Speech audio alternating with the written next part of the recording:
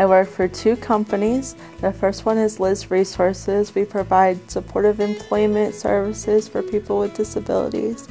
I do a lot of the quality assurance, which means that I edit a lot of the documents that go out. I also do a lot of the research in our business plans, and I deal a lot with the clients themselves. And for Amanda, so I answer the phone, I do a lot of data entry for her, I help with some public relations and marketing efforts. DNA Services, this is AJ, may I help you?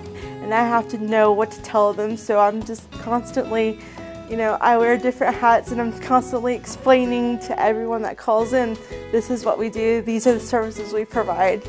She has two companies that she's actually bouncing, and she's doing a wonderful job. They both couldn't afford to hire an employee on their own, so they share me, and they each pay half of what I make, and it works out for both of them because they share an office. She came with a communications degree, and she has such creativity about marketing. She is actually my PR person. She's also my assistant. She does multiple tasks, doing schedules. She does a lot of editing, a lot of business research.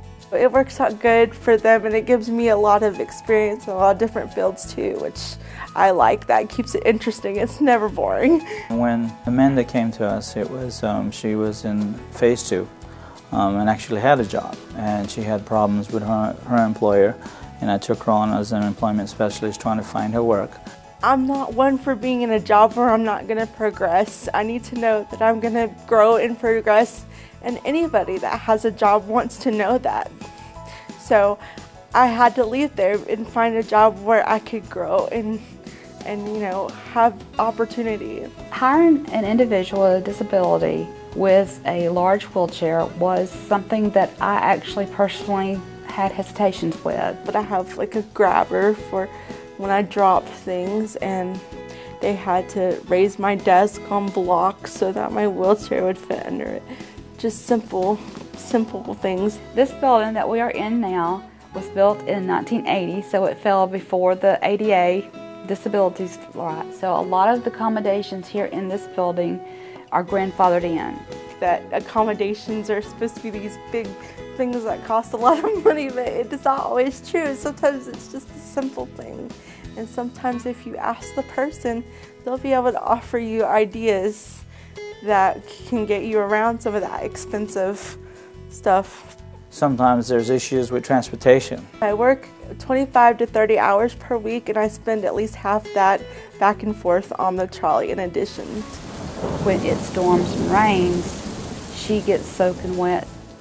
There are times where people try to sit in my lap because the trolley gets so full, and I have to remind them that I'm not a chair to sit in. I take the Medicaid bus sometimes home. I kind of use those trips sparingly because I only get funded for 15 one-way trips a month.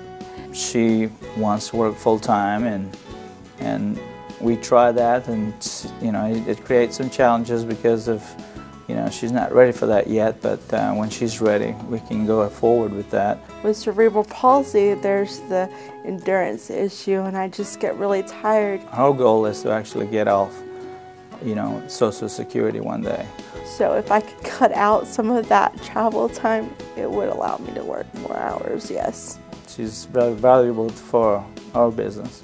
Employment is a huge issue for every advocacy group in the state of Florida, and I like being able to help people, and now my life is advocacy work, and I do all this advocacy stuff, and I love that, and that's what I love. And so it didn't turn out the way I wanted, and that's okay.